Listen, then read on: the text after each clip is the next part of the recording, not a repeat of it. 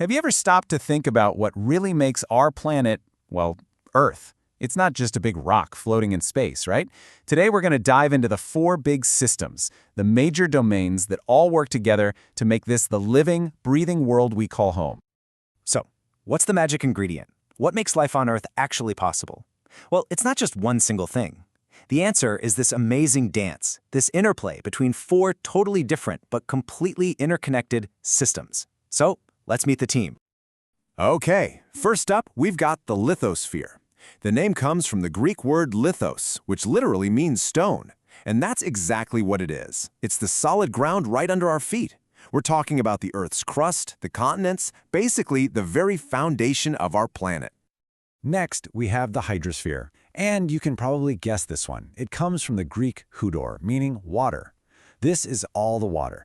Think about it. The deepest oceans, all the rivers, the glaciers, the ice sheets at the poles. If it's water, it's part of the hydrosphere.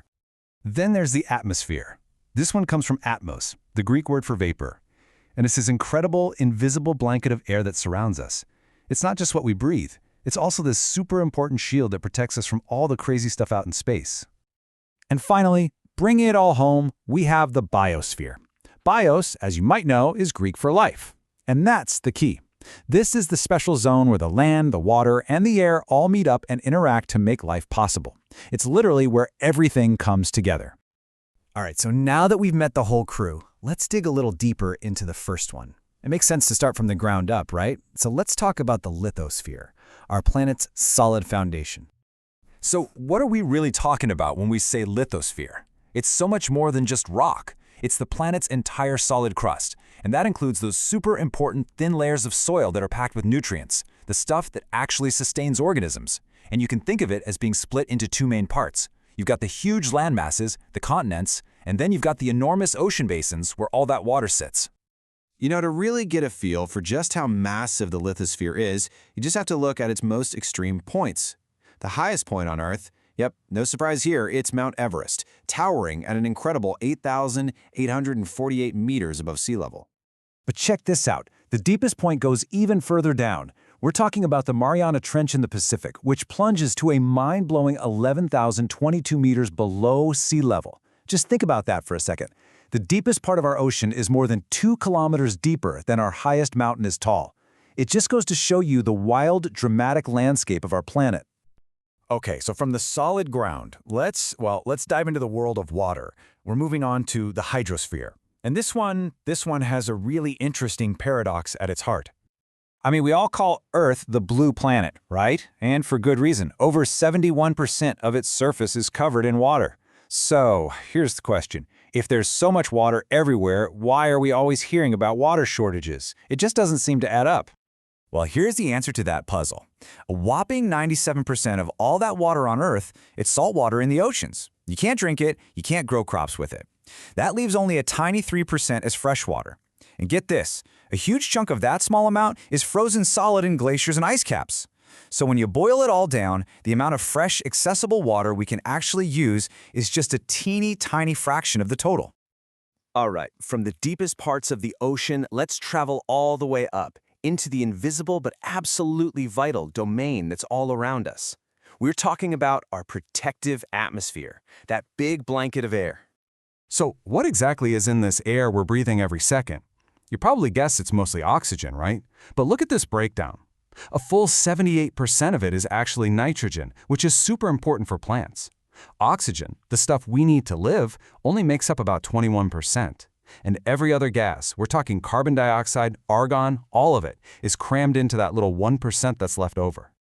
And this whole atmospheric blanket isn't just one big blob of air. Nope, it's actually structured in 5 different layers, stacked on top of each other. Down here at the bottom, that's the troposphere. It's where we live, and it's where all our weather happens. As you go up, you hit the stratosphere, then the mesosphere, the thermosphere, and finally, way out there, is the exosphere. That's the very edge, where our atmosphere just kind of fades away into the blackness of space. Okay, so we've looked at the land, the water, and the air. Now it's time for our final and maybe most important domain. This is the one where all 3 of those things come together to create the living world as we know it. Let's talk about the biosphere. This really is where it all happens. Now, the biosphere isn't really a separate place you can point to on a map. It's more like a narrow zone where everything interacts. It's that critical sweet spot where the land, water, and air all meet and overlap. And it's in that zone that the magic happens. The conditions become just right for life to exist. I mean, think about it. From the deepest tree roots down in the soil to the birds soaring high in the sky, it's all happening inside this amazing interconnected living system. But here's the thing. All these domains are connected in a really delicate balance. And it's a balance that, unfortunately, human actions can throw off pretty easily. Let's take a clear example: deforestation. You know, when we cut down forests to get wood or to clear land for farming. Well, the effect on the ground is almost immediate. See, without all those tree roots acting like a net to hold the soil together, that valuable topsoil just gets washed away super fast whenever it rains. It's a perfect real-world example of how an action we take in the biosphere directly messes with the lithosphere. It just hammers home how deeply connected all these systems truly are. And those impacts just ripple out from there. Discharging waste materials, that pollutes the water, the hydrosphere. Emissions from our cars and factories, that pollutes the air, the atmosphere. And that buildup of CO2 in the atmosphere is what leads to global warming, which of course threatens the entire biosphere. You see?